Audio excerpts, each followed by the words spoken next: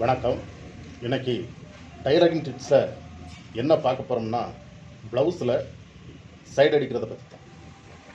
இது ப்ளவுஸுன்னா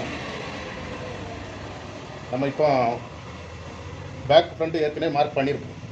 அப்போ இங்கேருந்து தையலை ஸ்டார்ட் பண்ணுறோம். அதுக்கப்புறம் அடுத்ததாக நம்ம கரெக்டாக கைக்குழியில் கொண்டு நிப்பாட்டுவோம். அப்போது கைக்குழியில் வர்றதுக்கு முன்னால் நம்ம அளந்து பார்த்துக்கணும். சோல்ரை கரெக்டாக வச்சு இந்த மாதிரி அளந்து பார்த்துக்கணும். நமக்கு கைக்குழி தேவை எவ்வளவுங்கிறத ஃபஸ்ட்டு நம்ம கட்டிங்லேயே மார்க் பண்ணியிருக்கோம்.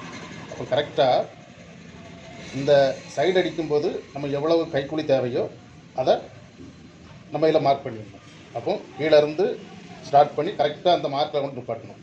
அடுத்ததாக நுனிக்கை அளவு, அதுவும் ஒன்று அளவு ப்ளவுஸ் இருக்கும், இல்லைன்னா நம்ம அளவு எடுத்துருக்கோம். அது என்ன இருக்கோ அதை மார்க் பண்ணிவிட்டு தையல் போடுறோம். அதுக்கப்புறமா இங்கோடி ஒரு தையல், இங்கோடி ஒரு தையல், மொத்தம் ஒரு 3 தையல் போடலாம். அதுக்கப்புறமா இந்த சைடு அடிக்கலாம்.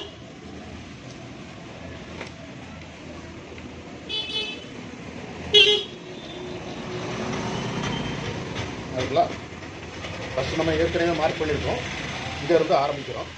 அடுத்தது இந்த கைக்குழி வரும்போது கரெக்டாக சோல்ரை பிடிச்சி பார்த்துட்டு நம்ம என்ன அளவு எடுக்கணும்னா, ஏற்கனவே அடிச்சிருப்போம்ல அந்த ப்ளவுஸில் உள்ள கைக்குழி அளவு எடுக்காண்டா, கை டைட் அளவு என்ன இருக்குல்ல, இந்த மாதிரி ஸ்ட்ரெயிட்டாக வரும். இது கை டைட் அளவு. அப்போ ஃபஸ்ட்டு நம்ம என்ன கை டைட் வச்சுருக்கோமோ அதே கை டைட்டில் நம்ம இங்கே மார்க் பண்ணுறோம். இங்கே மார்க் பண்ணிவிட்டு அதுக்கப்புறமா நம்ம ஏற்கனவே இந்த சைடு நம்ம அடிச்சிருக்கோம், அதை இப்படி வச்சு நம்ம மார்க் பண்ணி அடிக்கணும். அதுக்கப்புறமா இந்த சைடு போட்ட மாதிரி அந்த சைடும் மொத்தம் 3 தையல் போடணும். இதை நீங்கள் ஃபாலோ பண்ணி பாருங்கள். இந்த தகவல் பிடிச்சிருந்துச்சுன்னா லைக் பண்ணுங்கள். நன்றி, வணக்கம்.